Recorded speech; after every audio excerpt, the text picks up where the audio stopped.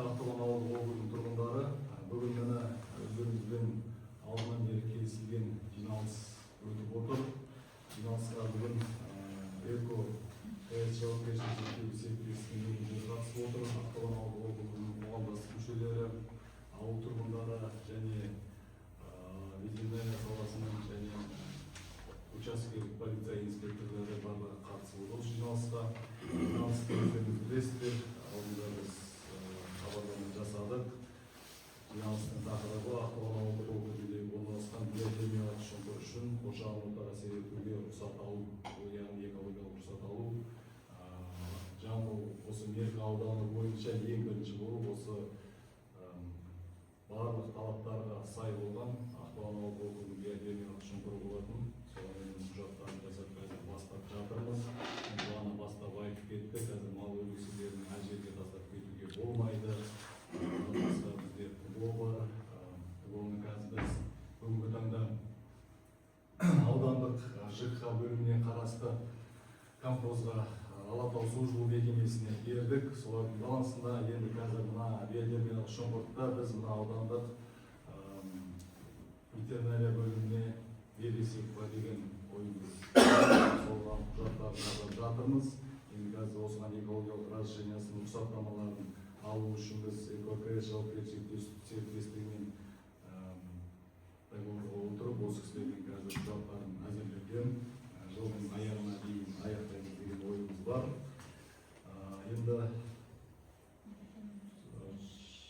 ашық жиналыстар арқылы қоғамдық тыңдаулар өткізу үшін, жалпы жиналыстың хаттамасын енгізу үшін ашық қоғамдық тыңдаулардың хатшысын және дауыстарды санауға жауапты тұлғаны сайлау, сондай-ақ қоғамдық тыңдауларды өткізу ережесін бекіту қажет. Осыған байланысты жалпы жиналыстың хатшысы және дауыстарды санауға жауапты тұлға болып ЭКОКС жауапкершілігі серіктестігі өкілі Есімбекова Гүлсім Құдайбергенқызы сайлауды ұсынамын. Барлығымыз дауыс берсеңіздер. Қарсы қалыс жоқ, барлығы келісті. Ашық жиналыстар арқылы қоғамдық тыңдаулар өткізу регламенті баяндаушылардың баяндамасы 5 минутқа дейін. Баяндаушыларды талқылау және қоғамдық тыңдауларға қатысушылардың ескертулері мен ұсыныстарын тыңдау. Баяндамашылар өз кезегінде қоғамдық тыңдауларға қатысушылардың ескертулері мен ұсыныстарына жауап береді. Регламент бойынша 10 минуттан асырмай. Қоғамдық тыңдаулардың қорытындысын шығару 2 минут. Осыған дауыс берсеңіздер, қарсы қалыс жоқ болса. Қалыс жоқ. Ендігі сөз кезегі баяндамашы ЭКОКС жауапкершілігі серіктестігінің өкілі Есімбекова Гүлсім Құдайбергенқызына беріледі. Қайырлы күн, Ақтоған ауылының тұрғындары. Біздің осы жиналысымыз қоғамдық тыңдауларымыз Қазақстан Республикасы Экология кодексінің 22 бабының 2-ші тармағына сәйкес және 70-ші бабының 1-ші тармағына сәйкес қоғамдық тыңдаулар өткізу қағидаларында бекітілген. Қоғамдық тыңдаулар өткізу қағидалары Қазақстан Республикасының экология, геология және табиғи ресурстар министрлігінің міндетін атқарушы 2021 жылғы 3 тамыздағы 286 бұйрығымен бекітілген. Бүгінгі қоғамдық тыңдау жоғарыда көрсетілген бұйрықтың 2-ші тармағында ашық жиналыстардың санында қоғамдық тыңдауларды өткізу тәртібінің барлық тармақтарына сәйкес орындалып отыр. Ол дегеніміз, біз алдын ала порталға келгенімізде, арыз бергенімізде бізге осы күнді бекітіп берді. Осы күнді түркіп біз облыстық газетке хабарлама берді. Одан кейін теледидарды жүгіріп бер жолдарында және де осы әкімшіліктің алдындағы тақтада әлі тұр. Осындай қоғамдық тыңдау өткізіледі деген алдын ала хабарлама берді. Қоғамдық тыңдаулар қоршаған ортаны қорғау саласындағы өкілетті органның ақпараттық жүйесінде ашық жиналыстар өткізу, жария талқылауларын жүргізу арқылы қоршаған ортаны қорғау және Қазақстан Республикасының даму мәселелері қосылатын мемлекеттік және басқарушылық шешімдерді қабылдауға қоғамның қатысуын талап ететін нысандардың болып отыр. Біздің жұмысымыз қарастырылып отырған нысан биохимиялық шұңқыр Жамбыл облысы Меркі ауданы Ақтоған ауылының маңында орналасқан. кәсіпорынның негізгі қызметі биологиялық қалдықтарды зарарсыздандыру және жою. Нысанның ауданы 0,04 гектарды құрайды. Бетермен шұңқыр дегеніміз не? Сіздерге қысқаша айтып кетейін. Бетермен шұңқыр дегеніміз өлген немесе өлексенің таралуының алдын алу мақсатында сойылған ауыл шаруашылығы және үй жануарларының өлекселерін ұзақ мерзімді сақтауға арналған орын. Бүгінгі таңда адам мен жануарларға тан 250 жуық аурулар түрі бар екен. Сондықтан арнайы талаптарға сай жасалған мал өлексесінің көметін биотермиялық шұңқырлар осы індеттердің таралуына тосқауыл болады. Осы аталған аса қауіпті жұқпалы таралып кетпес үшін ветеринария санитарлық қағидаларды бекіту туралы Қазақстан Республикасының Ауыл шаруашылығы министрлігінің 2015 жылғы 29 маусымдағы 587 бұйрығына сәйкес талапқа сай ветеринарлық шұңқырлар салынған. Бұл ауылдағы салынған. Ветеринарлық шұңқыр арнайы жобамен салынады. Аумағының биіктігі 2 метрден кем емес, кіру қақпасы болады, саңылаусыз дуалмен қоршалады жан-жағында.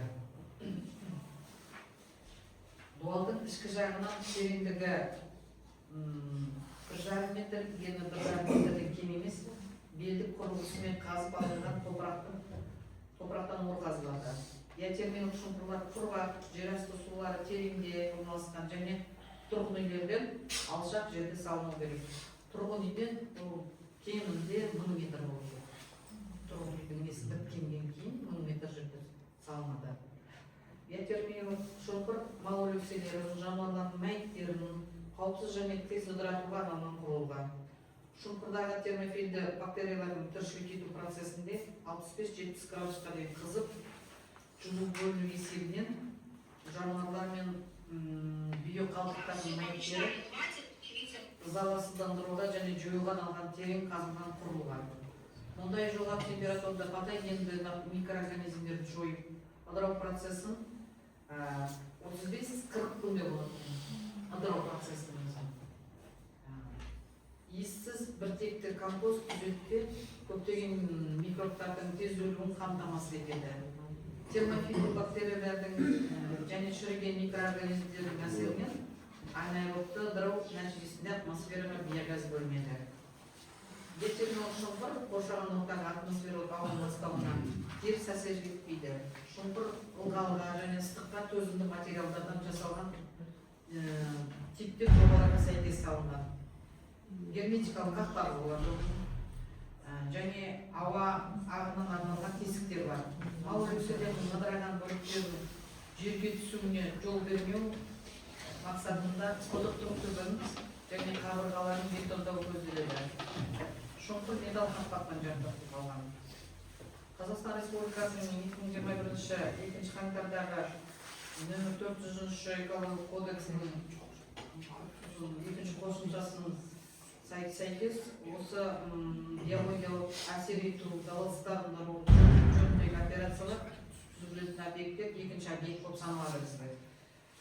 Қазақстан Республикасының денсаулық сақтау министрінің міндетін атқарушы 2022 жылғы 1 қаңтардағы Қазақстан Республикасының ДСМ-2 бұйрығымен бекітілген адамның өмір сүру ортасы мен денсаулығына әсер ету объектілері болып табылады. Объектілердің санитарлық қорғаныш объекттарына қойылатын санитарлық экономикалық талаптары 11 бөлімнің 45 тармағына сәйкес нысанның санитарлық қауіптік аймағы және айдаттың 1000 метрді құрайды. Кәсіпорын алаңынан қоршаған ортаны ластау негізінен мыналар бөлінеді. Биоқалдықтардың ыдырау кезіндегі атмосфераға ластаушы заттардың шығарылуы. Қазіргі біз есептеген бойынша барлығы 1451 килограмм мөлшерінде ластаушы заттардың 10 түрлі атаумен бөлінеді деп есептеп отырмыз. Сумен қамтамасыз ету, сумен жабдықтау көзі, шаруашылық ауыз су, адамдардың күнделікті туымен өндірісіне сумен қамтамасыз ету қарастырмаған сіздерге. Бұл жерде сіздер өздеріңізден алып барасыздар. Нысан су қорғау аймақтарымен жолақтауларынан тыс орналасқан. Бұл жерде су несі лотокалар да, су қоймасы жоқ бұл жерде бұл ауданда. Сондықтан біз не бойынша карта бойынша бәрі су несі жоқ, қоймасы жоқ. Қазақстан Республикасының экология, геология және табиғат ресурстар министрінің міндетін атқарушы 2021 жылғы 6 тамыздағы 314 бұйрығымен бекітілген қалдықтарды сыныптаушы және сәйкес жануарлардың үлгілері қауіпті емес қалдықтар жатады. Қалдықтар коды 0202. Я термин шұңқырдың жұмысы кезінде жануарлар қалдықтары жылына 60 тонна мөлшерінде қалыптасады деп есептелуі одан аз болуы мүмкін. Сондықтан мен қазір сіздерге бұл жерде техникалық терминдер көп болды. Маған баяндамам бітті. Маған сұрақтарыңыз болса қоя беріңіздер, министрлікке жауап беруге тырысамын. Сұрақтарыңыз. Өздеріңіз пікірлеріңіз, ойларыңыз бар ма? Сұрасам болады ма? Сол шұңқырдың қажеті бар ма? Қазір мен баяндама отырмын. Жоқ, вообще деймін да. Қажет. Мысалы үшін одан да ол малдың өріп қастан апатсыздан ит жеп қояды, қасқыр жеп қояды.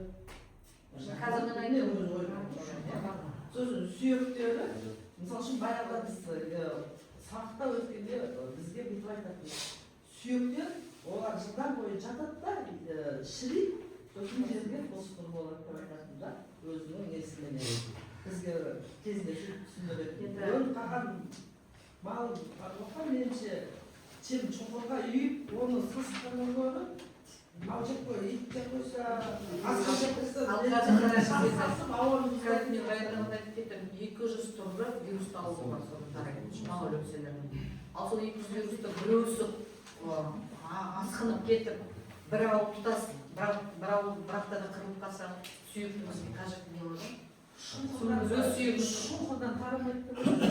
Ол бетон алма, барлық бетон, қазір оқыдым бізге. Вообще герметичный. Кәдімгі сіздерді резервуар бензинін көріп жатсыздар ма? Ақпай қойып тұрсыз. Бұл тура бетон алма сол сияқты шаға кетпейді. Соның ішінде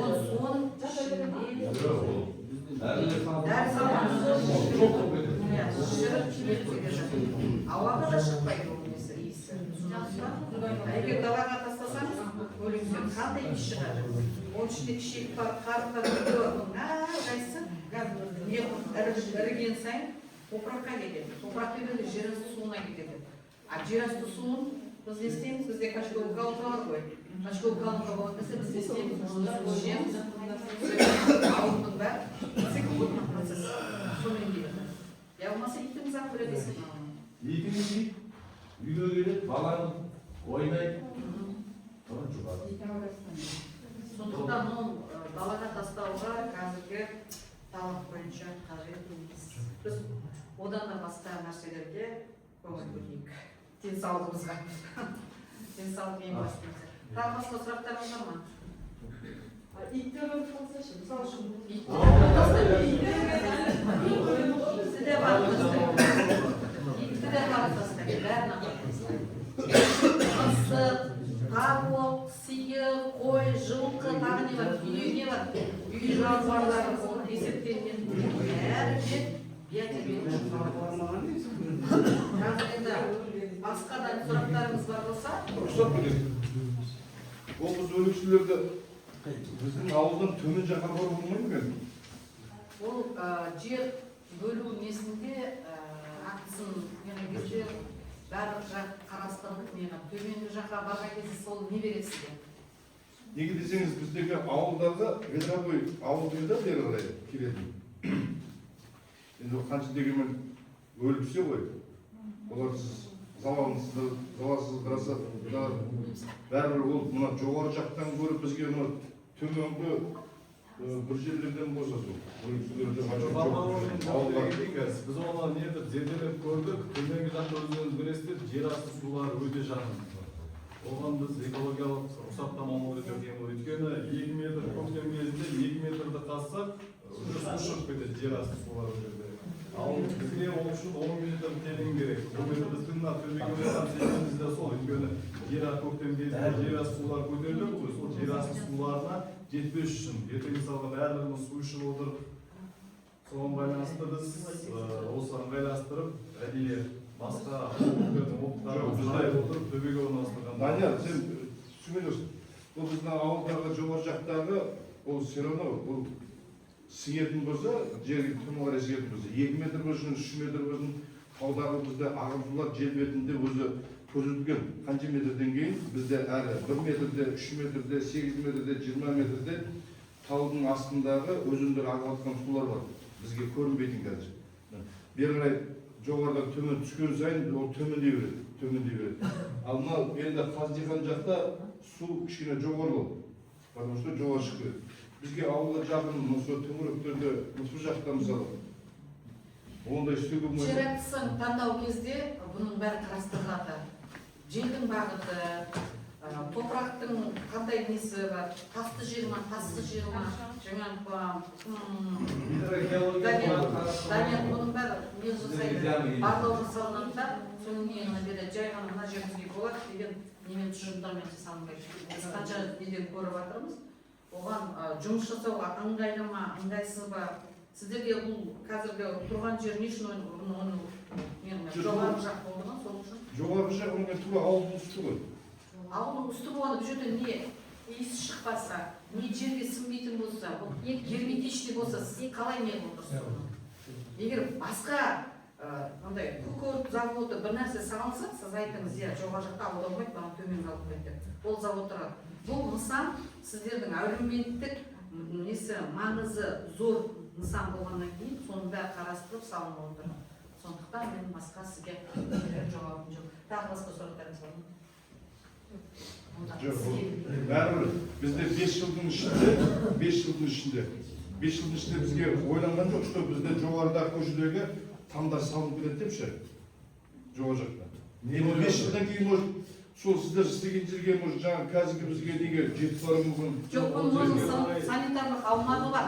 1000 метрге жеткізбеу керек. Бізге жоғарыдан қалмағы жерде үйде салынуға рұқсат берілмейді. Өйткені ол жерде өздеріңіз білесіздер, үлкен 2 газ құбыры салынып жатыр. Оның өзі аймағы жоғары жақтағы мысалға 3-4 үйдің өз кезінде салынып келіп кеткен.